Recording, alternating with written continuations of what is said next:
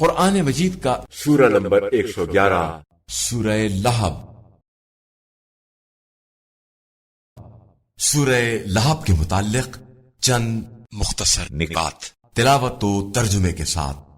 بسم اللہ الرحمن الرحیم۔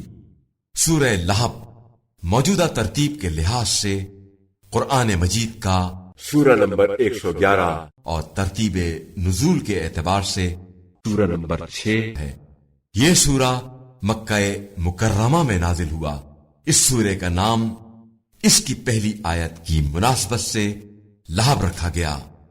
یہ سورہ ابو لہب اور اس کی بیوی کے بارے میں نازل ہوا ہے، جس کا نام ام جمیل تھا اور وہ ابو سفیان کی بہن تھی۔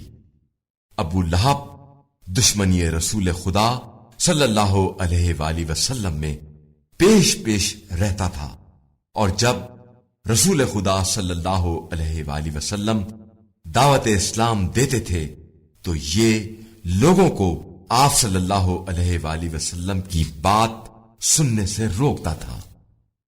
ابو لہب کی بیوی رسول خدا صلی اللہ علیہ وآلہ وسلم کی راہ میں کانٹے بچھایا کرتی تھی تاکہ آپ صلی اللہ علیہ وآلہ وسلم کو اذیت ہو۔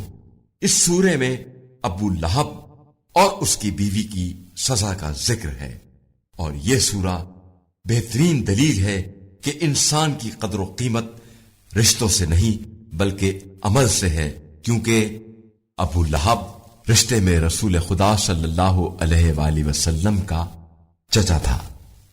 جو شخص اس سورے کی تلاوت کرے گا اللہ تعالی اسے اور ابو لہب کو ایک جگہ جمع نہیں کرے گا۔ بسم اللہ الرحمن الرحیم۔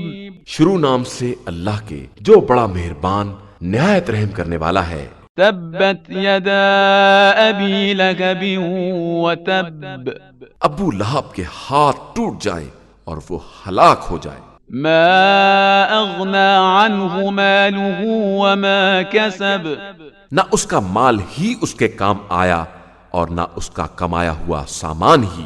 سیصلی نارا ذات لہب۔